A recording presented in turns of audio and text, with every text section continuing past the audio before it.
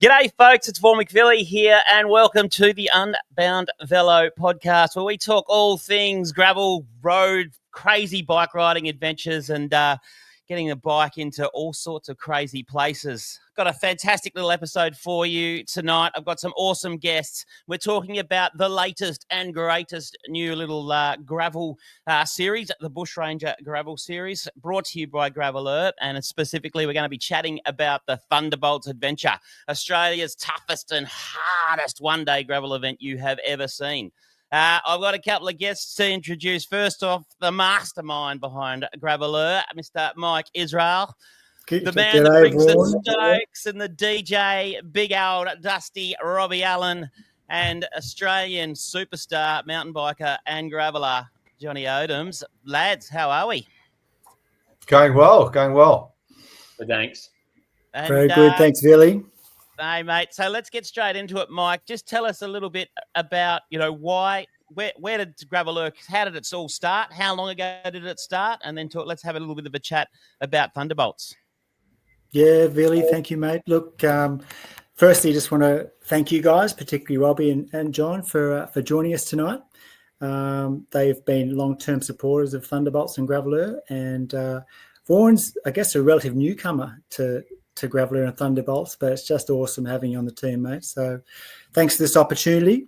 Thunderbolts was a crazy idea started by two cyclists who thought gravel riding was something to look into back in 2017. And they concocted this crazy route. It's 230 kilometres and 5,000 metres of vertical climbing in one day. And 42 intrepid cyclists turned up in 2017. And I'm pretty sure, I might be wrong, but I'm pretty sure everyone finished that year. The following year, those two guys couldn't make it. And just through friendship, one of them said, Mike, would you mind carrying the ride for 2018? So I turned up, very green, hadn't done any bike packing, anything like that. I think my lowest gear was something like 44.36 or something. So I was absolutely grinding up the climb. I remember a massive hamburger that we had at the halfway point, and there were 12 of us that year. And again, we all finished. So yeah, James Wilson and I ran it for a few years, and then James moved on to different pursuits. And here we are in 2025. We've had a bit of a false start. I know a lot of people are probably still a little confused. What's happening? Is it on? Is it off? Is it supported? What are we doing? But we're on. We've got support. We've got at least 3 crews now out there supporting. We've got a proper race. Again, we've gone back to what we're calling now the monument, which is the whole course in one day. We ran it as a race a couple of years ago when the landslide was still in play, and they did an out and back.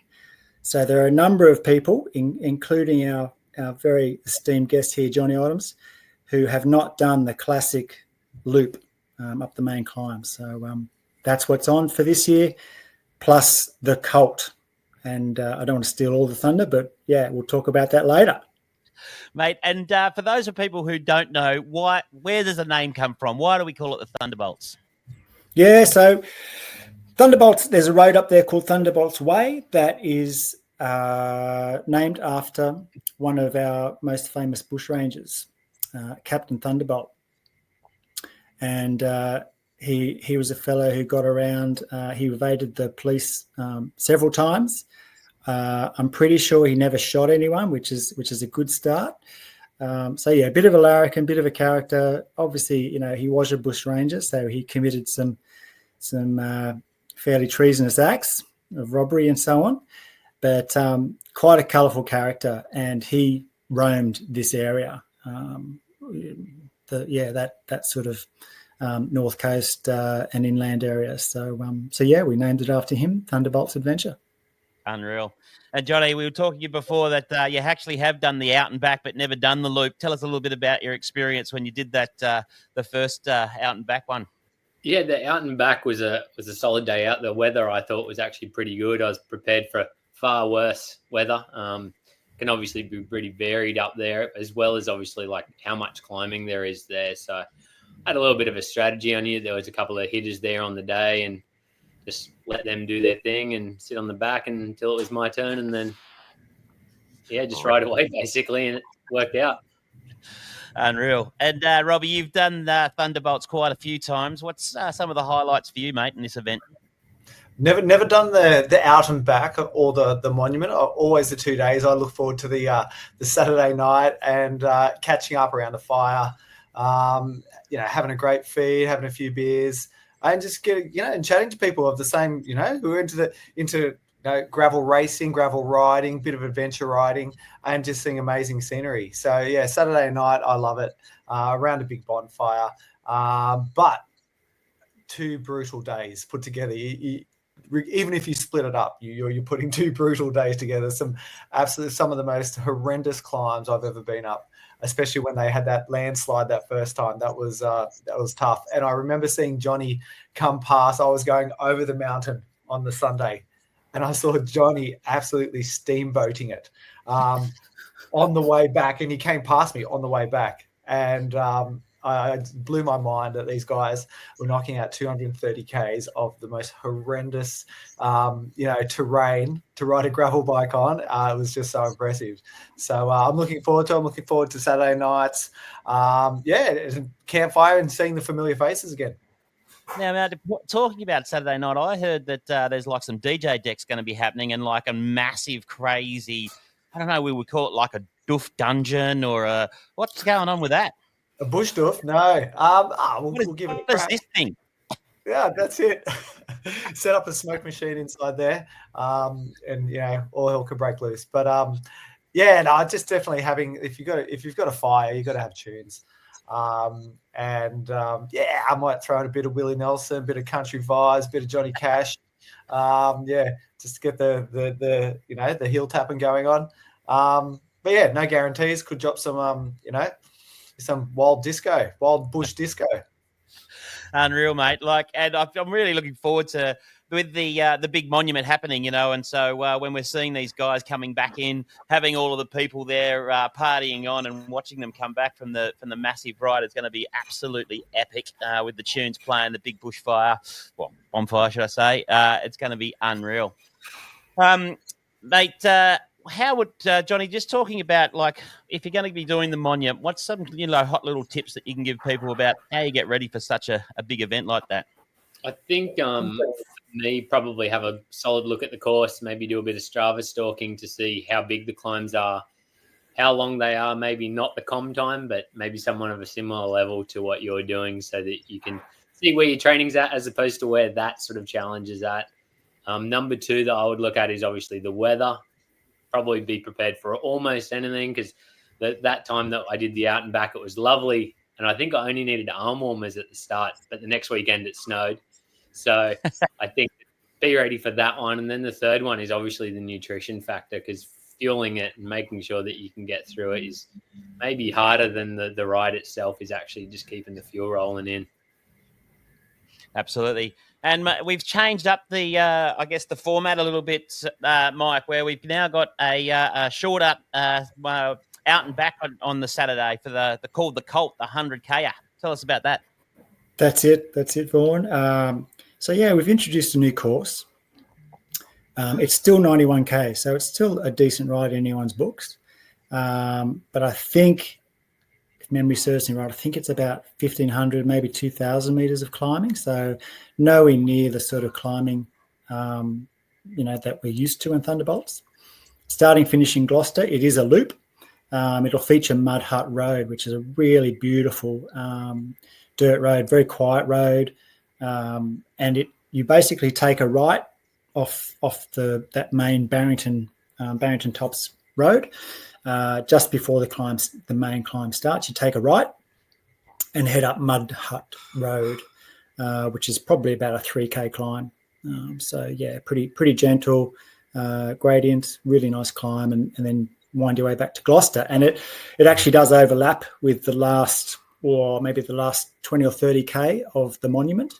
So we'll have a feed zone / aid station out there that people doing either the Cult or the monument on Saturday can take advantage of. So that way, the thinking is we get everyone back in, well, not everyone, almost everyone back in Gloucester Saturday night for the party and for the DJs and decks and the music and Hydraplay and all that sort of stuff that's happening. Yeah, unreal, mate. And talking about Hydraplay, obviously the station, we're going to have some of their amazing Hydraplay product at the stations. And Rob Dog, what's going on here, mate? I was fortunate enough to give it a crack. So, I race in the Hydraplay racing team, which, we do our Tuesday night racing around Heffron, but we also have a strong kind of gravel presence. So finally the product landed. Our little energy satchels came through, apple, beetroot juices. We all gave them a crack yesterday, handed out to the team.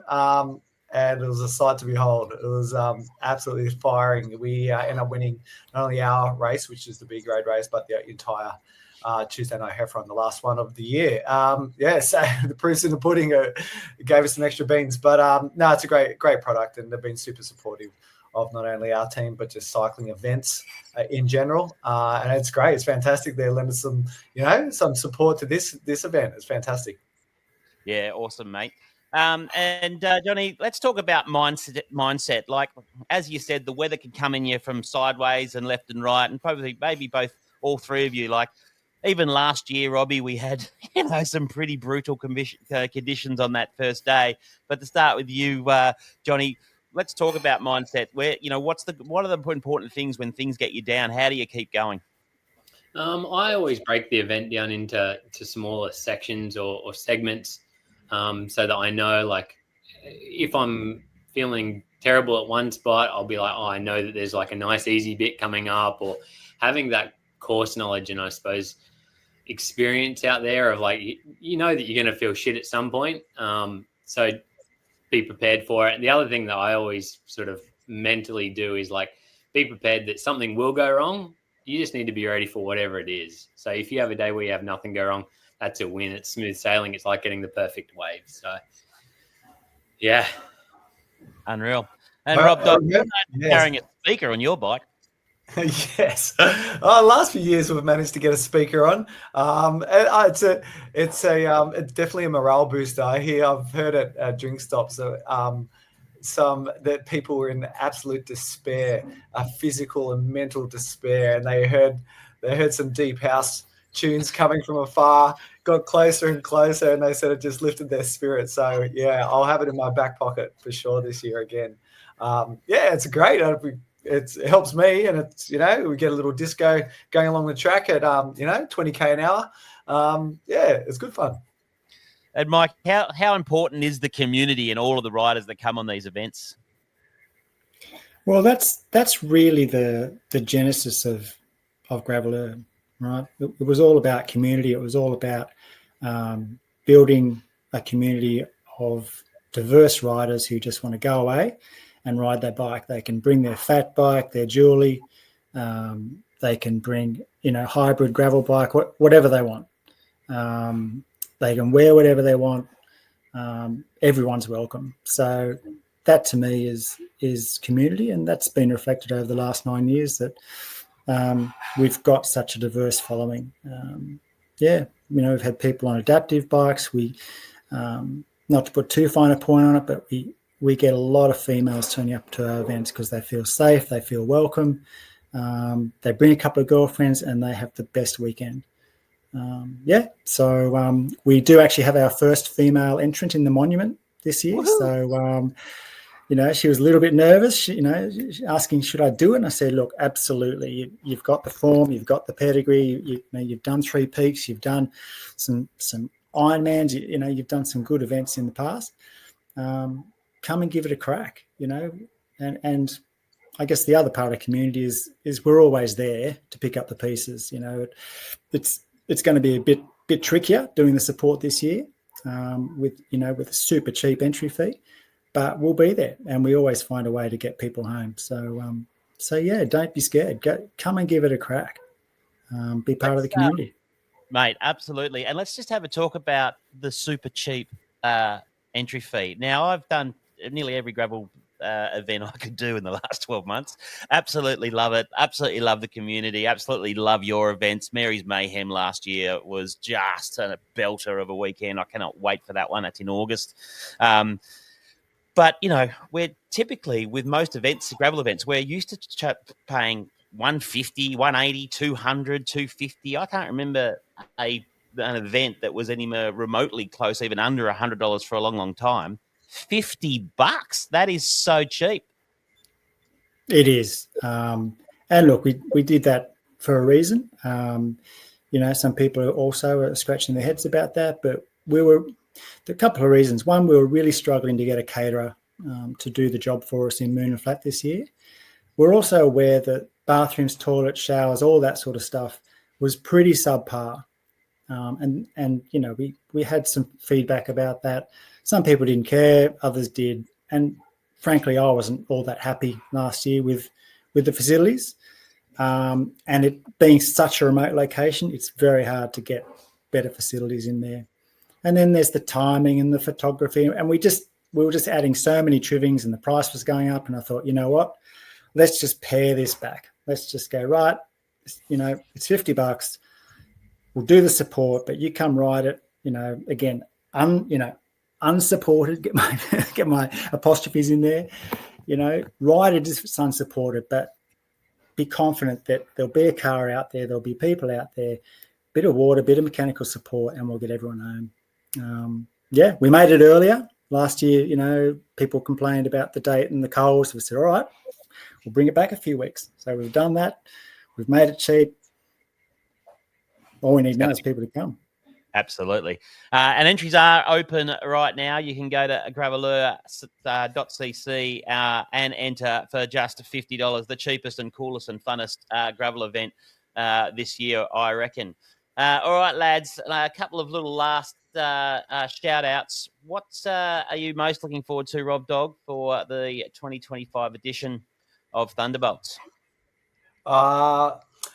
Always Saturday night, but I enjoy actually taking my time on this ride. I let Johnny go smash it and knock out the monument full gas, and absolutely, I enjoy taking using this event as a real spinning and just chatting to people. If someone's struggling back, I go back and get them, and just sweeping, chatting. People do go through moments of despair on the ride. There's the weather could be bad like it was last year, but it was fine at the bottom. At the top it was a bit cold, but it's a great talking point when you roll into last year's Moon and Flats. That became the talking point, and spirits didn't take long for spirits to go high. So I look forward to the campfire. Really, Saturday night chatting and just a sense of accomplishment and saying, "Yep, definitely, I'm coming back next year." Johnny, is it the toughest one-day gravel event of the year? You've done nearly all of them. What are your thoughts? Yeah, look, I think it is the toughest. I mean, I did the out and back, which I don't know if it is as hard or harder or less hard, but either way, there's a lot of climbing and it's a big day and it's remote and it's pretty magical. Yes, it is super tough. The toughest I think that there is in Australia at the moment for a one sitting sort of event. So I think there'll be plenty of people out there to give it a go in the one hit though. So hopefully they'll all figure it out for themselves of how tough it is, but hopefully everyone still gets home in one piece. Absolutely. And just quickly on that, and taking nothing away from the longest gravel event being the Dirty Warnie, you did that last year. But I think that for me, I was a support down there for the DW, and it's Champagne Grav, the Dirty Warnie. That gravel is just absolutely pristine and beautiful, where Thunderbolts is not quite champagne. It's more like maybe, I don't know, rum and Coke. Yeah, I don't know about that.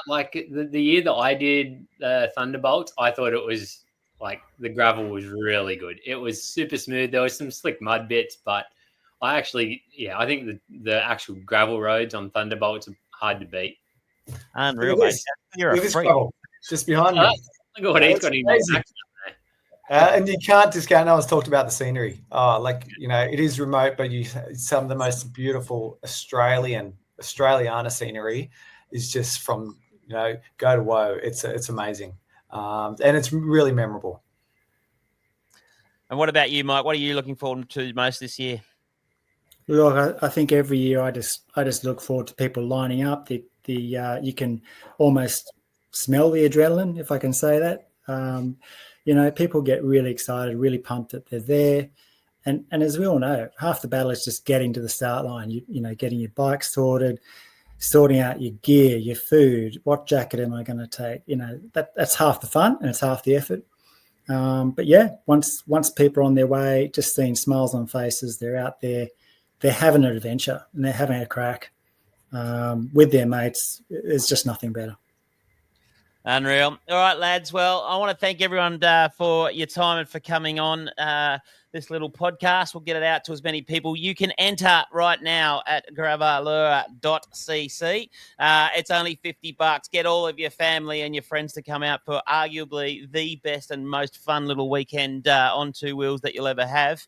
And just remember, we've got other events throughout the year. We've also got Mary's Mayhem on the 2nd and 3rd of August, and then we've got the Clark's Gambit on the 8th and 9th of November. Huge shout out to our major sponsor, Hydraplay, and also Fox, POC, and Detour Apparel. Lads, thank you very much. We'll see you soon, and stay tuned for the next episode of the Unbound Velo Podcast. Yeah. Thanks, Billy. Thanks, boys.